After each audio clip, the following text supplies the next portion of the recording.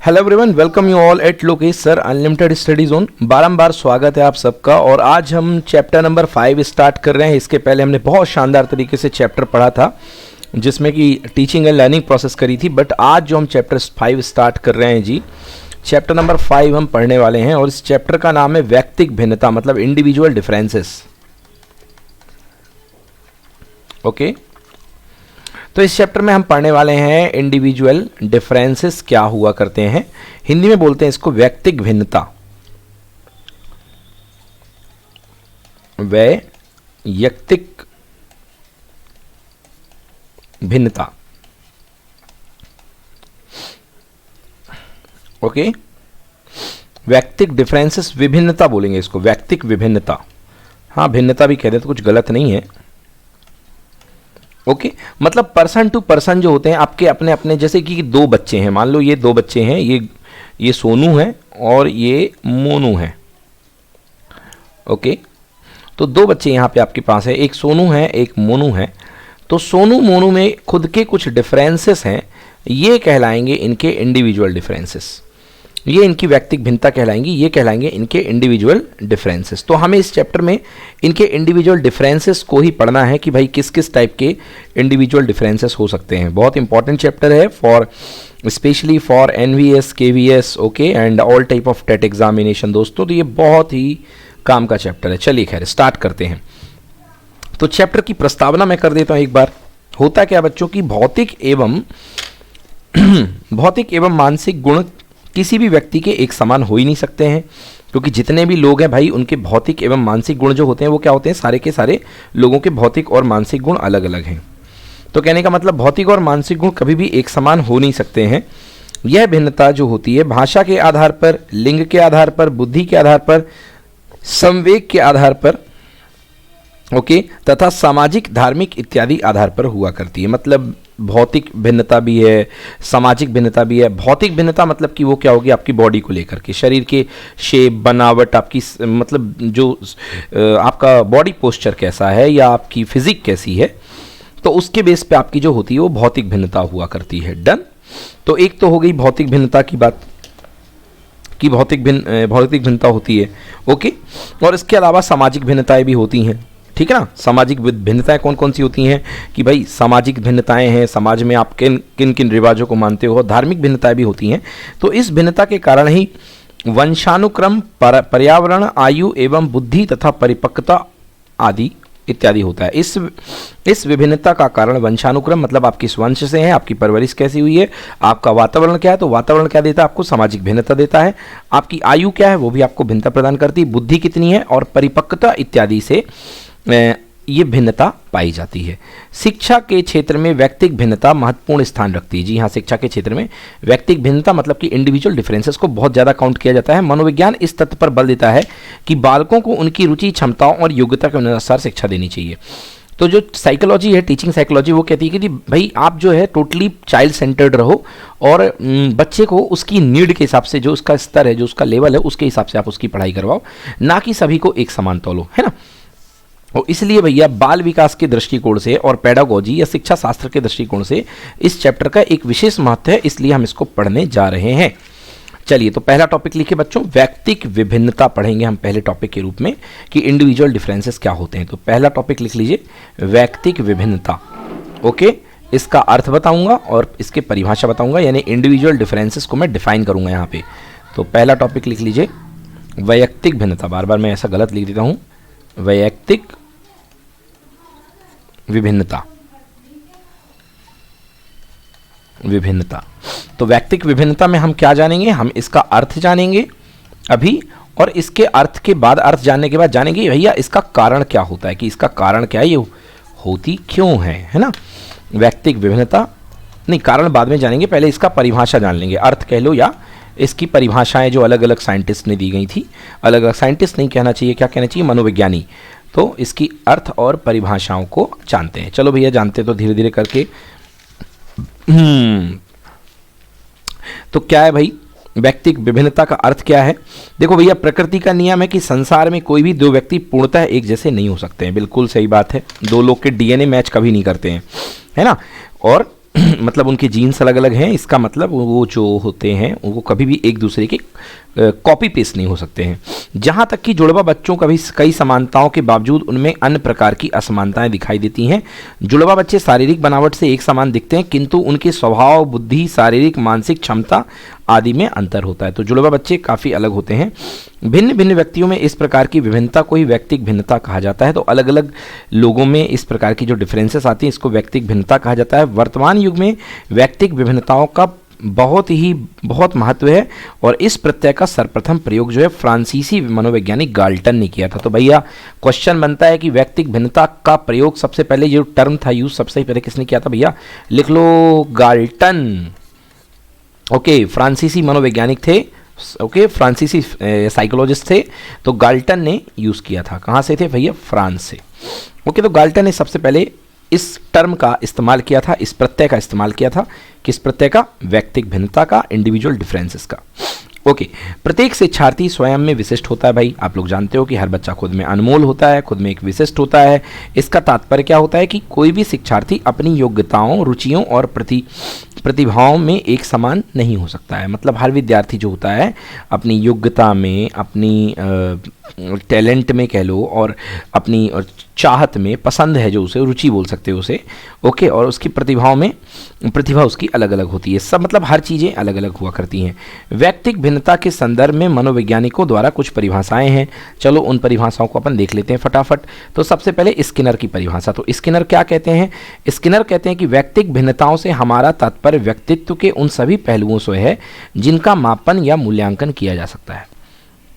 तो व्यक्तिक भिन्नता का मतलब मनुष्य के जीवन के या छात्र के जीवन के वे सभी पहलू जिनको आप माप सकते हो वो उसकी व्यक्तिक भिन्नता कहलाती है। तो मतलब दो बच्चों के बीच में आप डिफरेंसेस बताओगे तो एक कुछ तो पैरामीटर होंगे, कुछ तो कारक होंगे जिनके आधार पे उनके बीच में डिफरेंस बताओगे। तो यहाँ पे स्किनर कहते हैं कि आप उन चीज़ों को माप सकते हो, यानी कि मेजर कर सकते हो। चलो भाई जेम्स ड्रेवर की बात सुन लेते हैं। तो जेम्स ड्रेवर, पहली चीज़ मैंने पहली परिभाषा आपको किसकी बता दी बच्चों? पहली परिभाषा मैंने आपको बता दी स्किनर की। अब दूसरी परिभाषा मैं आपको बता रहा हूँ जेम्स ड्रेवर की। Okay, James Drever. तो भाई जेम्स ड्रेवर साहब क्या कहते हैं? तो जेम्स ड्रेवर साहब कहते हैं, जेम्स ड्रेवर के अनुसार कोई व्यक्ति अपने समूह के शारीरिक तथा मानसिक गुणों के औसत से जितनी भिन्नता रखता है उसे व्यक्तिक भिन्नता कहते हैं। फिर से सुन लो, कोई व्यक्ति अपने समूह के शारीरिक तथा मानसिक गुणों के औसत से जितनी भिन्नता रखता है उसे व्यक्तिक भिन्नता कहते हैं। ठीक है ना, ये कहा जेम्स ड्रेवर ने। अब इसके बाद आते हैं टायलर। Okay, Tyler. तो टायलर मनोवैज्ञानिक हैं, वो भी क्या कहते हैं? तीसरे नंबर की बात करते हैं। वो कहते हैं टायलर के अनुसार शरीर के रूप, रंग, आकार, कार्य, गति, बुद्धि, ज्ञान, उपलब्धि, रुचि, अभिरुचि आदि के लक्षणों में पाई जाने वाली भिन्नता को व्यक्तिक भिन्नता कहते हैं। लो भैया, टायलर साहब ने तो सब कुछ बता दिया। मतलब जो जो पैरामीटर्स हो सकते हैं, जो जो हम सोच सकते हैं, जिन आधारों पे हम भिन्नता की चेष्टा करते हैं, उन सब के बारे में बात कर दी टायलर साहब ने। टायलर साहब ने क्या कह दिया? शरीर के रूप हो गया, रंग हो गया, आकार हो गया, कार्य हो गया, गति हो गई, बुद्धि, ज्ञान, उपलब्धि, रुचि और अभिरुचि, एप्टीट्यूड की बात कर दी, आदि लक्षणों में पाई जाने वाली भिन्नता को उसको क्या बोलते हैं? व्यक्तिक भिन्नता। अब चलो व्यक्तिक भिन्नता के प्रकार की बात कर लेते हैं। व्यक्तिक भिन्नता के प्रकार क्या हैं? Types of individual differences. तो इसमें तो बहुत सारे प्रकार तो यार हम लोग जानते हैं, आप भी जानते हैं कि व्यक्तिक भिन्नता के प्रकार क्या होते हैं। किस आधार पर? मनोवैज्ञानिकों ने व्यक्तिक भिन्नताओं को विभिन्न आधारों पर वर्गीकृत किया है। व्यक्तिक भिन्नताओं को मनोवैज्ञानिकों ने निम्न आधार पर वर्गीकृत किया है। काफ़ी सारे आधार हम पढ़ने वाले हैं। ओके, सबसे पहले मैं उनके नाम बता देता हूं आपको कि कौन कौन से वे आधार हैं। नंबर 1, भाषा का आधार। ओके, तो पहले हम पढ़ेंगे व्यक्तिक भिन्नता भाषा के आधार पर। भाषा के आधार पर व्यक्तिक भिन्नता पढ़ने के बाद हम क्या पढ़ेंगे? लिंग के आधार पर व्यक्तिक भिन्नता। ओके, लिंग के आधार पर। देन इसके बाद तीसरा क्या है? बुद्धि के आधार पर। ये भी हम लोग देखते हैं आसपास के परिवेश में, बुद्धि के आधार पर व्यक्तिक भिन्नता। ठीक ना। चौथा क्या है भाई? परिवार व समुदाय के आधार पर। परिवार व समुदाय यानी धर्म विशेष के आधार पर, है ना। फिर क्या है? जाति से संबंधित व्यक्तिक भिन्नता। कुछ जाति से भी रिलेशन देखा जाता है ना, व्यक्तिक भिन्नताएं देखी जाती हैं। फिर देन कौन है? संवेग के आधार पर। कोई बहुत चिड़चिड़ा, कोई बहुत नम्र, कोई विनम्र, तो संवेग के आधार पर भी व्यक्तिक भिन्नता काउंट होती है। देन कौन सा आधार मान सकते हैं भाई? धार्मिक आधार पर। धार्मिक आधार पर, ओके, धार्मिक आधार पर व्यक्तिक भिन्नता। देन इसके बाद 8th पॉइंट पढ़ेंगे हम लोग शारीरिक विकास के आधार पर, समझे ना, शारीरिक विकास के आधार पर व्यक्तिक भिन्नता। देन इसके बाद 9th पॉइंट लिख लो भाई, अभिव्यक्ति के आधार पर, अभिव्यक्ति क्यों होगा भाई, अभिवृत्ति होगा, रुचि, पसंद, एप्टीट्यूड, अभिवृत्ति के आधार पर, मनोवृत्ति क्या है, अभिवृत्ति के आधार पर किस तरफ उसका झुकाव है बच्चे का। और लास्ट है व्यक्तित्व के आधार पर, 10वां है व्यक्तित्व के आधार पर है ना। और तो कई आधार बन सकते हैं, परंतु मेन हमारे ये आधार जो मनोवैज्ञानिकों ने सुझाए हैं कि भैया इन आधारों पर आपको व्यक्तिक भिन्नता की जांच करनी है, इनके आधार पर व्यक्तिक भिन्नता आपको पढ़नी है। चलिए आइए तो इन आधारों पर बात कर लेते हैं। सबसे पहला है भाई भाषा के आधार पर व्यक्तिक भिन्नताएं। हाँ भाई, तो आप जानते हैं कि अन्य कौशलों की तरह भाषा भी एक प्रकार का कौशल होता है। प्रत्येक व्यक्ति में भाषा के विकास की भिन्न भिन्न अवस्थाएं पाई जाती हैं। यह विकास बालक के जन्म के तुरंत बाद शुरू हो जाता है। अनुकरण, वातावरण के साथ अनुक्रिया तथा शारीरिक सामाजिक मनोविज्ञान आवश्यकताओं की पूर्ति की मांग इसके द्वारा विकास में महत्वपूर्ण भूमिका निभाती है। फिर से इस लाइन को पढ़ूंगा, थोड़ी बड़ी सी हो गई है ना। अन्य कौशलों की तरह हम जानते हैं कि भाषा भी एक प्रकार का कौशल है। प्रत्येक व्यक्ति में भाषा के विकास की भिन्न भिन्न अवस्थाएं पाई जाती हैं।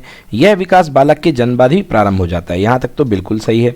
अब है अनुकरण, वातावरण के साथ अनुक्रिया। अनुकरण करना मतलब एक दूसरे इमिटेट करना है ना, सीखने, एक दूसरे को देख करके सीखना।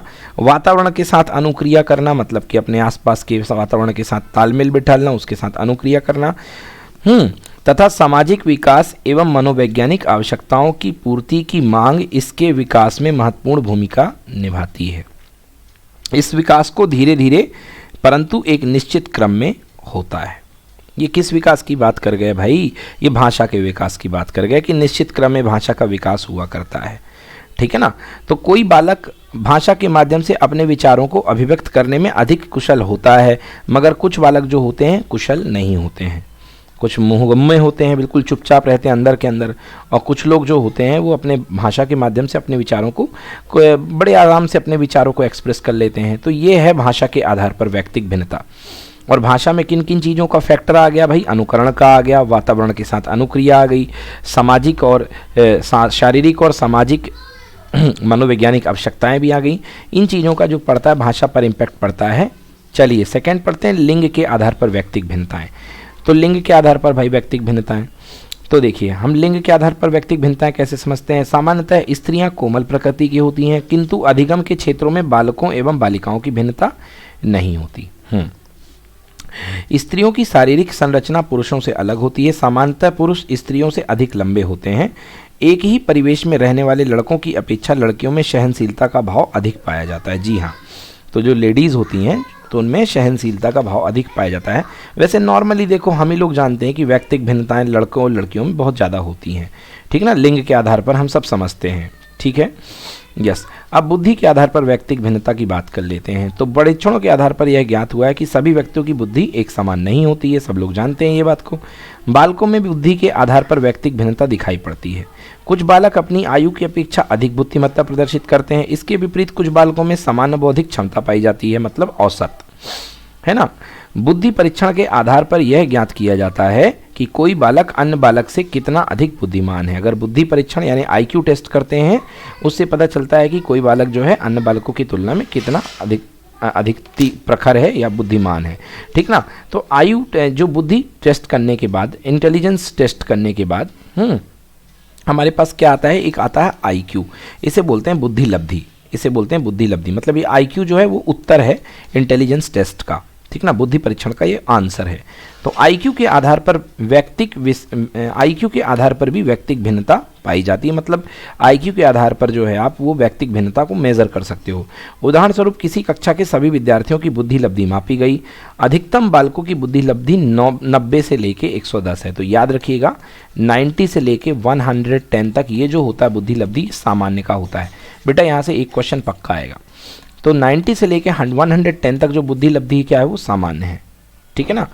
अगर कुछ बालकों की बुद्धि लब्धि जो होती है वो 140 से ज़्यादा होती है, तो 140 से ज़्यादा होती है जिनकी बुद्धि लब्धि, तो वो क्या होते हैं, प्रतिभाशाली। उनके पास बुद्धि अधिक होती है, मतलब वो छात्र जो होते हैं वो तो कहते हैं प्रतिभाशाली छात्र। छात्र, ओके, टैलेंटेड स्टूडेंट, तो प्रतिभाशाली छात्र हुआ करते हैं। और कुछ बुद्धों की विद्यार्थियों की, बालकों की जो बुद्धि लब्धि होती है वो 71-70 से भी कम होती है। तो जो 70 से कम हुआ करती है बुद्धि लब्धि जिन विद्यार्थियों की, तो इनको हम क्या बोलते हैं, इनको हम जड़ बुद्धि बोलते हैं, है ना, जिनका कुछ नहीं हो सकता है। ओके, वैसे मनोविज्ञान नहीं मानेगा कि कुछ नहीं हो सकता है, मगर हमने आसपास देखे होंगे, तो इनको हम क्या बोलते हैं, इनको हम बोलते हैं जड़ बुद्धि, जिनका 70 से कम होता है, ठीक ना। चलिए, तो ये हो गई बुद्धि के आधार पर, है ना। तीसरा, फोर्थ पॉइंट पढ़ते हैं, परिवार एवं समुदाय के आधार पर व्यक्तिगत भिन्नता। परिवार और समुदाय के आधार पर मानव के व्यक्तित्व के विकास पर उसके परिवार एवं उसके समुदाय का स्पष्ट प्रभाव पड़ता है, इसलिए समुदाय के प्रभाव को व्यक्तिगत भिन्नता में देखा जा सकता है। बिल्कुल सही। आप किस समुदाय से आ रहे हैं, आप पंजाबी हैं, पंजाबी समुदाय से आ रहे हैं, तो व्यक्तिगत भिन्नता में आपके पंजाब का नेचर देखने को मिल जाएगा। अच्छे परिवार एवं समुदाय से संबंध रखने वाले बच्चों का व्यवहार सामान्यतः अच्छा होता है। पंजाबी में थोड़ा धर्म की तरफ चला गया, मगर समुदाय का मतलब होता है आप किस सोसाइटी में रह रहे हैं। समुदाय मतलब सोसाइटी। तो अगर आप अच्छी सोसाइटी में रह रहे हैं तो आप अच्छे तरीके से बातचीत करते हैं और आपका जो व्यवहार होगा अच्छा होगा।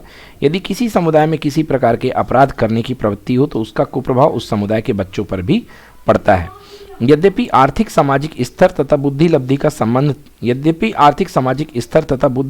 संबंध तो है, किंतु यह बहुत उच्च स्तर का नहीं है। देखिए, आर्थिक सामाजिक स्तर और बुद्धि लब्धि का संबंध है, मतलब कि आपके ये कह लो कि जो फाइनेंशियल स्टेटस है, आपकी जो पैसा धेला है आपके यहाँ, तो वो जो होता है वो आपके बुद्धि लब्धि को प्रभावित करता है, मगर उतना ज़्यादा प्रभावित नहीं करता है, बहुत उच्च स्तर पर प्रभावित नहीं करता है। इन दोनों में सहसंबंध अवश्य पाया जाता है, किंतु यह नहीं कहा जा सकता है कि निम्न सामाजिक आर्थिक समूह से आने वाले बच्चे कम बुद्धिमान होते हैं। बिल्कुल ऐसा नहीं है कि भाई कम जिनके यहाँ पैसा धेला है तो उनके बच्चे बिल्कुल कम बुद्धिमान होंगे और उच्च सामाजिक आर्थिक स्तर से आने वाले बच्चे अधिक बुद्धिमान होंगे, ऐसा बिल्कुल नहीं है। चलिए, ठीक है ना। नेक्स्ट, इसके विपरीत निम्न स्तर के आर्थिक एवं सामाजिक समूह में अनेक उच्च बुद्धि लब्धि वाले बालक पाए जाते हैं। निम्न स्तर वाले जो आर्थिक और सामाजिक समूह होते हैं उनमें भी अधिक बुद्धि के पाए जाते हैं, और उच्च स्तर के आर्थिक सामाजिक समूह में निम्न बुद्धि लब्धि के बालक भी पाए जाते हैं, मतलब दोनों चीज़ें पॉसिबल हैं। चलिए, नेक्स्ट देखते हैं, जाति से संबंधित व्यक्तिगत भिन्नताएं। अब जाति की बात करते हैं। इंडिया में है तो जाति की बात तो करना ही पड़ेगा भाई। समाज में जाति एवं नस्ल संबंधित विभिन्नताएं पाई जाती हैं। इन्हें दूर करने के लिए व्यक्ति को पूर्वाग्रहों, रूढ़ियों, पूर्व धारणाओं और नकारात्मक मनोवृत्तियां, मतलब नेगेटिव एटीट्यूड से हट करके सोचना चाहिए। इस तरह की सोच सामाजिक एकता को बनाए रखने में बाधा का काम करती है। अगर आप रूढ़िवादी हैं तो ये सामाजिक एकता को बनाए रखने में बाधा का काम करती है। तो जाति से संबंधित भी व्यक्तिगत भिन्नताएं हमारे बीच में उपस्थित हैं, है ना। संवेग के आधार पर व्यक्तिगत भिन्नता। अब संवेगात्मक आधार पर मतलब कि बच्चे को गुस्सा जल्दी आ जाता है, संवेग जल्दी जागृत हो जाते हैं, है ना। तो संवेगात्मक विकास विभिन्न बालकों में विभिन्नता में होता है। यह भी सत्य है कि मोटे तौर पर संवेगात्मक विकास बालकों में समान रूप से पाई जाती है। हाँ, यह भी सत्य है कि मोटे तौर पर संवेगात्मक विशेषताएं बालकों में समान रूप से पाई जाती है। देखो, संवेगात्मक विकास मैंने पहले टर्म में बोला है, तो संवेगात्मक विकास जो होता है वो विभिन्नता लिए हुए होता है, मतलब किसी का तेज किसी का धीम अलग अलग रेट में होता है, मगर सभी बच्चों के अंदर जो होती हैं संवेगात्मक विशेषताएं पाई जाती हैं। सबको गुस्सा आता है, सबको प्यार आता है ना, तो सबका बट अलग अलग स्तर होता है। कुछ बालक शांत स्वभाव के होते हैं जबकि कुछ बालक चिड़चिड़े स्वभाव के होते हैं। कुछ बालक सामान्यतः प्रसन्न रहते हैं हमेशा, जबकि कुछ बालकों की उदास रहने की प्रवृत्ति होती है। तो ये भैया संवेग के आधार पर भिन्नता की जाती है। देन अगली बात करते हैं धार्मिक आधार पर व्यक्तिगत भिन्नताएं। धर्म एवं समाज दोनों एक दूसरे से पूरक हैं, ना कि अलग अलग। धर्म व्यक्ति के नैतिक मूल्यों, एथिकल वैल्यूज़ एवं आचरण को नियंत्रित करता है। जो धर्म होता है वो एथिकल वैल्यूज़ और उसके आचरण को नियंत्रित करता है। संसार का प्रत्येक धर्म सहिष्णुता, प्रेम, बांधुत्व, भाईचारा, मानवता का पाठ सिखाता है, लेकिन विभिन्न धर्म को मानने वाले लोगों में धार्मिक आधार पर व्यक्तिगत भिन्नताएं उनके आचरण एवं व्यवहार में अलग अलग होती हैं। मगर क्या पढ़ा अपन ने, मगर लेकिन विभिन्न धर्मों को मानने वाले लोगों में धार्मिक आधार पर व्यक्तिगत भिन्नताएं उनके आचरण एवं व्यवहार में अलग अलग होती हैं। विभिन्न धर्मों में आस्था का स्वरूप, रहन सहन का स्तर, खान पान की प्रवृत्ति, वस्त्र परिधान का स्वरूप, धार्मिक कर्मकांड की प्रवृत्ति इत्यादि पाई जाती है।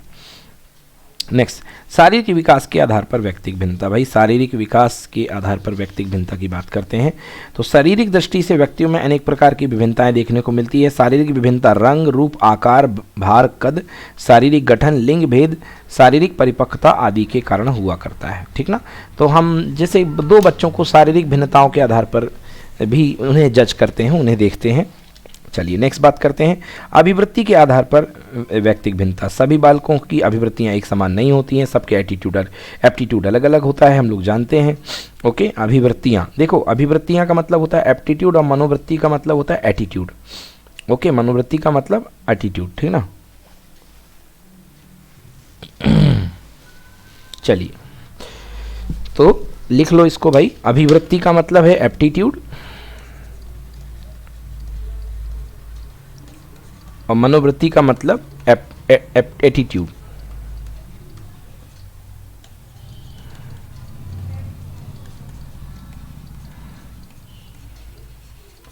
चलो, तो अभिवृत्ति के आधार पर व्यक्तिक भिन्नता। सभी बालकों की अभिवृत्ति एक समान नहीं होती है, सभी बालकों की रुचियां भी एक समान नहीं होती हैं, सबकी अलग अलग होती हैं। ओके, तो कुछ बालकों का पढ़ाई के प्रति बड़ी अभिरुचि हुआ करती है, वो बड़े गंभीर होते हैं पढ़ाई को लेकर के, जबकि कुछ बालक अपेक्षाकृत कम हुआ करते हैं। बालकों की अभिवृत्ति के निर्धारण में पारिवारिक वातावरण का भी योगदान हुआ करता है। चलिए अगली व्यक्तिक भिन्नता करते हैं, व्यक्तित्व के आधार पर व्यक्तिक भिन्नता। तो हर बच्चे का एक अलग अलग व्यक्तित्व हुआ करता है, प्रत्येक व्यक्ति में व्यक्तित्व के आधार पर व्यक्तिक विभिन्नता देखने को मिलती है।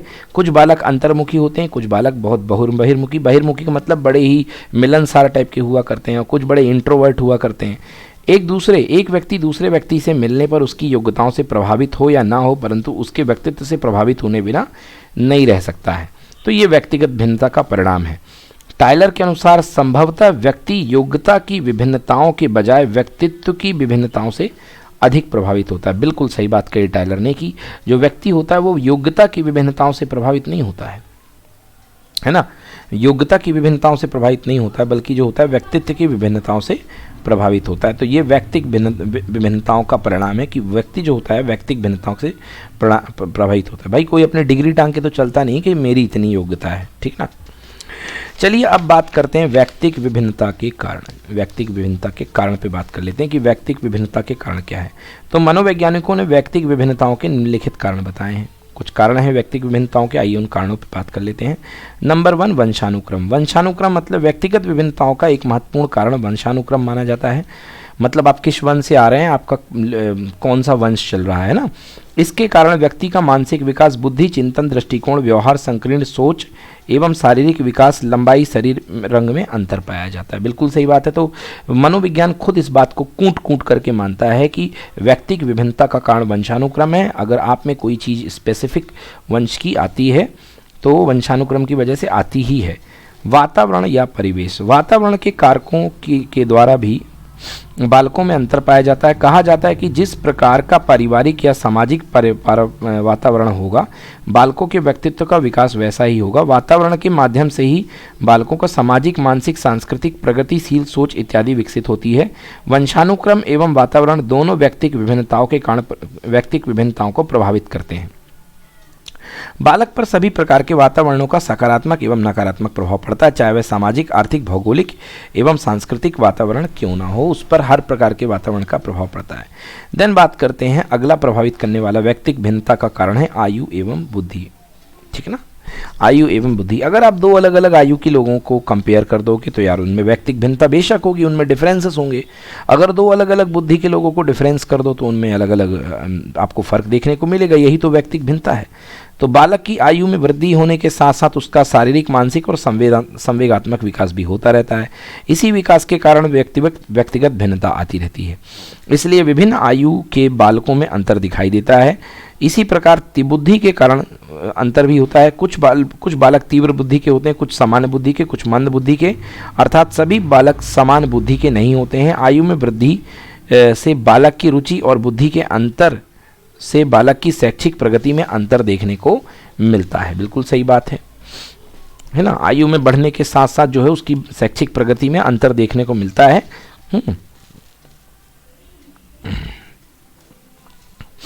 है ना।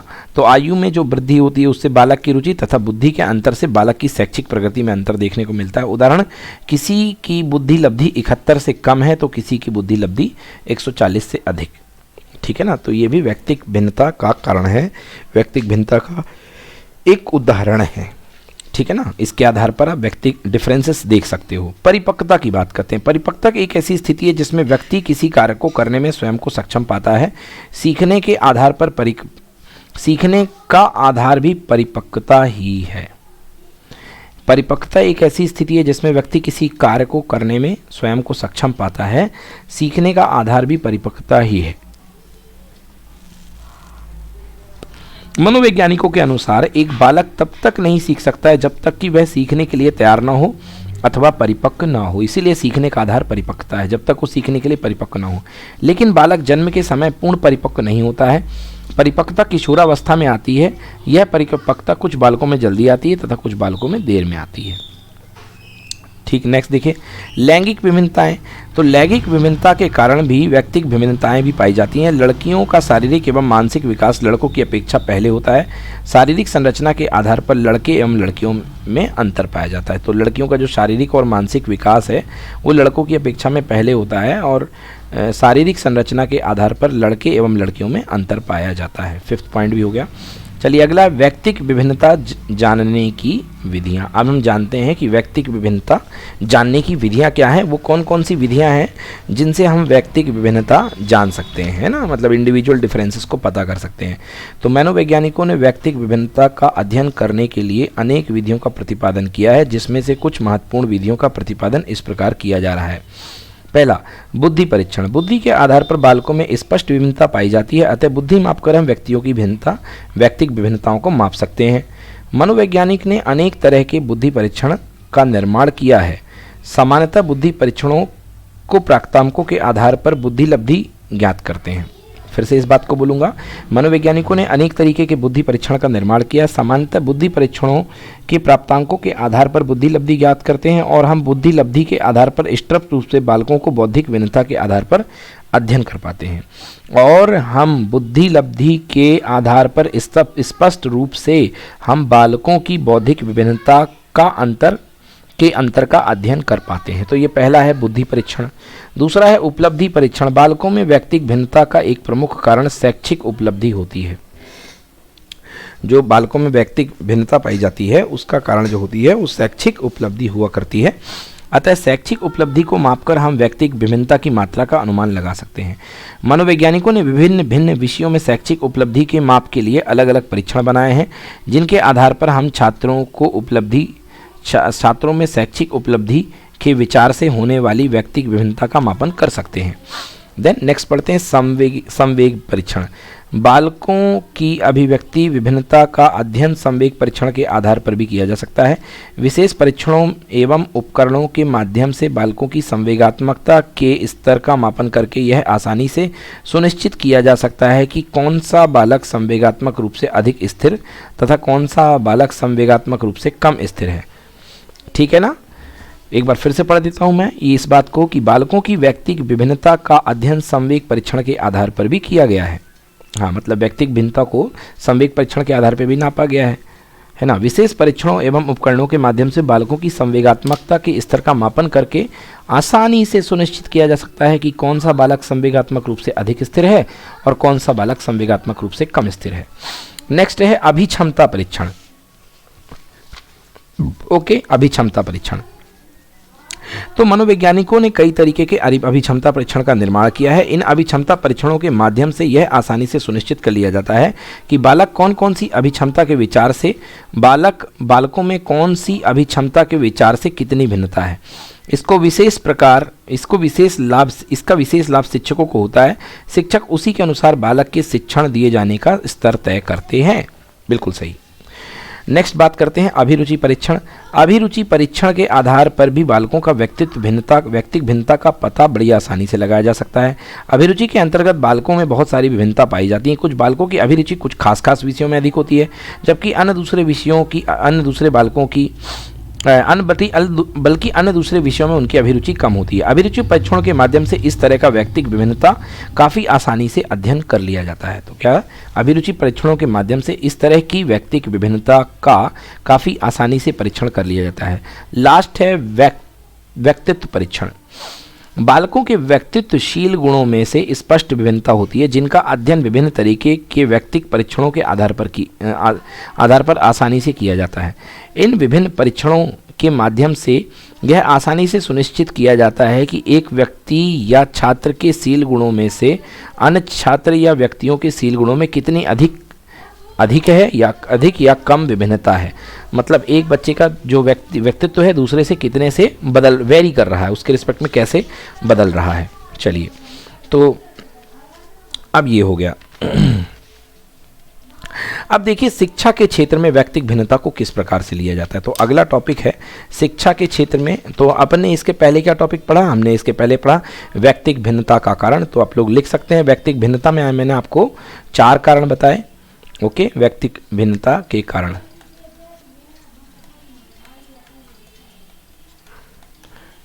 तो व्यक्तिगत भिन्नता के जो मैंने कारण बताया, पहला कारण बताया मैंने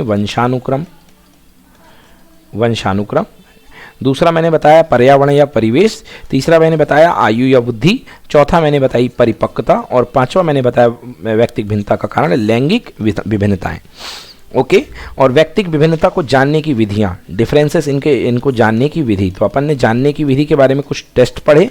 तो वो टेस्ट कौन कौन से, पहला था बुद्धि परीक्षण, दूसरा था उपलब्धि परीक्षण, तीसरा था संवेग परीक्षण, चौथा है अभिक्षमता परीक्षण। चौथा क्या पढ़ा अपन ने, अभिक्षमता परीक्षण। और पांचवा अभिरुचि परीक्षण, एप्टीट्यूड टेस्ट। एंड छठवां है व्यक्तित्व परीक्षण। अब जानते हैं कि शिक्षा के क्षेत्र में हम व्यक्तिगत भिन्नता को किस प्रकार से लेते हैं।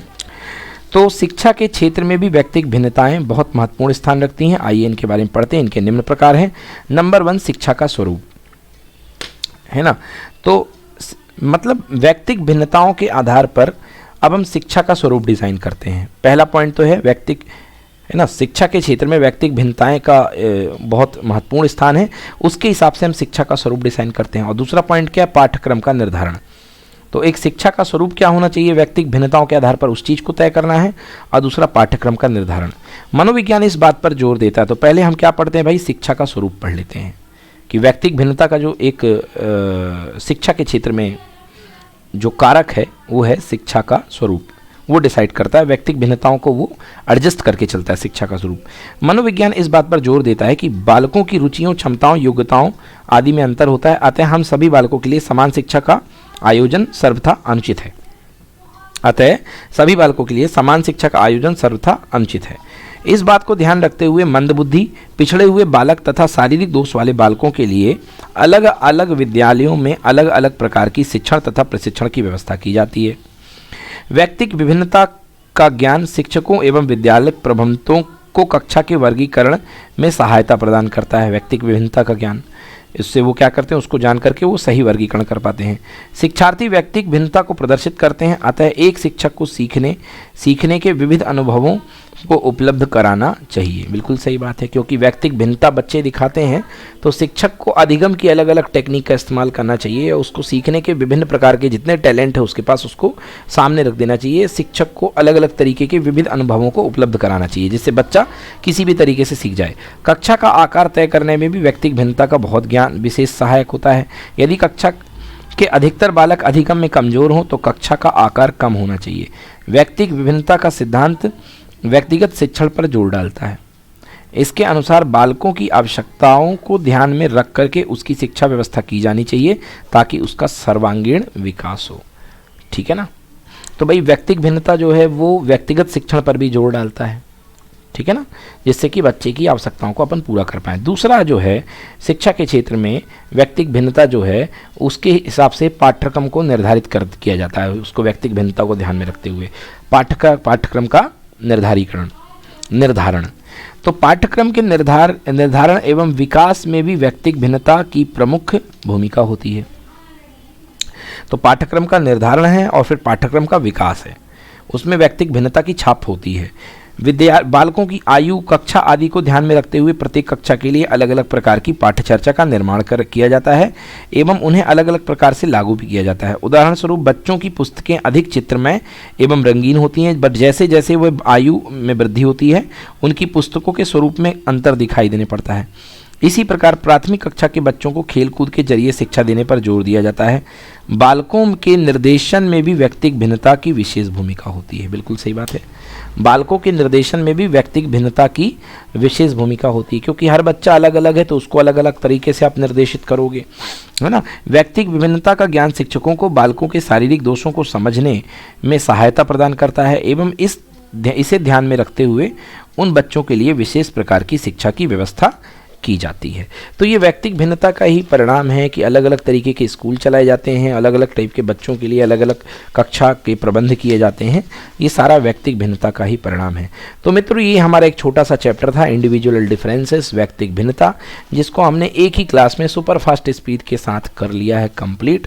आपको ये वीडियो कैसा लगा ज़रूर बताइए, कमेंट कीजिए, और यदि कोई आपको डाउट है तो प्लीज़ इसको आप जो है आप हमारे कमेंट बॉक्स पे लिखिए। Thank you so much for being with Lokesh sir unlimited study zone. Stay tune with the guys till then, bye bye, have a nice night ahead. Thank you.